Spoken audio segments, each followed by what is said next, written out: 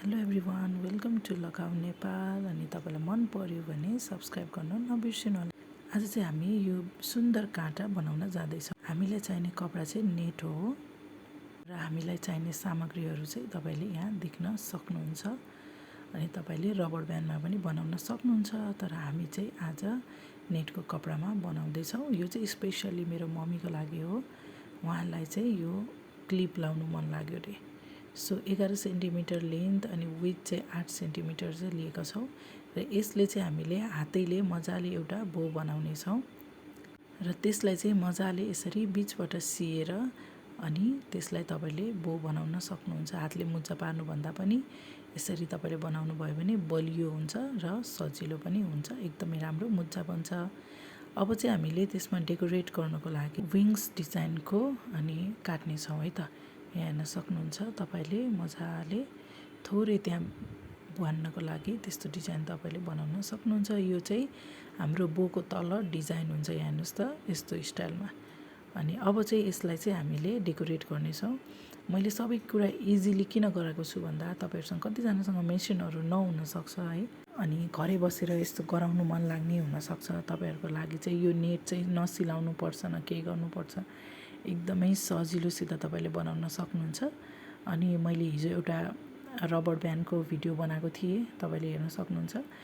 त्यो हेर्दाखेरि चाहिँ हाम्रो मम्मीले मलाई क्लिप बनाइदिए हुन्थ्यो भनेर भन्नुभएको भएर मैले मम्मीको लागि क्लिप चाहिँ बनाइदिएको यो। र हामीसँग भएको बोलाई पनि हामीले डेकोरेट गर्नेछौँ। यो गम सुक्नको लागि टाइम लाग्छ, सो मैले चाहिँ त्यो सुक्दै पनि गर्छ र अर्कोतिर चाहिँ मैले यसरी बोमा डिजाइन पनि गराउँदैछु। र वाइट कलरमा हाफ पल यो मोती चाहिँ एकदमै सुन्दर देखिन्छ, तपाईँले यहाँ हेर्न पनि सक्नुहुन्छ। र साथीहरू, तपाईँले यो भिडियोहरू मनपर्छ भने साथीहरूलाई सेयर गर्नु होला, अनि सब्सक्राइब, लाइक अनि कमेन्ट, बेल आइकन दबाउनु होला भन्न चाहन्छु। अनि तपाईँहरूको सपोर्टले नै मैले यो सबै कुरा गर्न सक्छु। अनि मैले यो इजी डाईहरू किन बनाएको भन्दाखेरि चाहिँ यो घरमा बसेर पनि मजाले कोहीलाई सिक्नु मन लाग्छ, बनाउनु मन लाग्छ भने पनि तपाईँहरूको लागि भनेर स्पेसली हो। अब यहाँनिर सुकिसकेको छ, मैले चाहिँ यस्तो प्रकारले गरेँ हेर्नुहोस् है। दुइटैतिर डिजाइन पनि होस्, दुइटैतिर सादा पनि होस्, र त्यसलाई मैले बिचमा यसरी मजाले सिलाएर टाइट गर्दैछु। अनि यसलाई मजाले घुमाइदिए पनि हुन्छ, त्यहाँ सिलाउनै पर्छ भन्ने पनि छैन। अनि यहाँनिर तपाईँले हेर्न सक्नुहुन्छ यसरी टाइट बनाएँ। अब त्यसलाई चाहिँ हामीले यसमा एट्याच गर्ने हो। ल हेर्नुहोस् त कस्तो सुन्दर देखियो। र फेरि पनि यसलाई धागोले टाइट गरेँ मैले। टाइट गरिसकेपछि तपाईँले यहाँ हेर्न सक्नुहुन्छ एकदमै सुन्दर खालको डिजाइन बन्यो। अनि यो चाहिँ एकदम एलिगेन्ट पनि। अब हामी यसमा काँटा चाहिँ गम लगाएर चप्काउनेछौँ। यो चाहिँ मैले हटगन लिएको छु।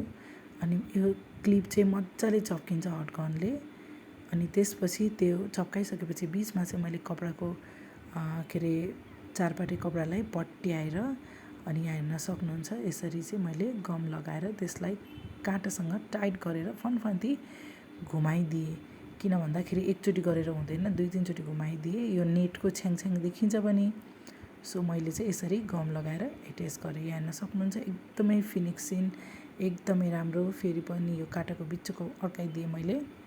अनि हाम्रो काँटा चाहिँ रेडी भयो, यहाँ हेर्न सक्नुहुन्छ। अब यो बिचमा पनि मैले डिजाइन गराउनु पर्यो भनेर त्यहाँ पनि गम लगाएँ। यहाँ बिचमा कति राम्रो देखिन्छ नि त होइन साथीहरू। अनि यहाँ पनि मैले यसरी दुईवटा क्लिप लगाएँ। अनि तपाईँलाई केही कन्फ्युजन छ भने साथीहरू तपाईँले कमेन्ट बक्समा सोध्न सक्नुहुन्छ। यो लगाउँदाखेरि एकदमै राम्रो देखिन्छ।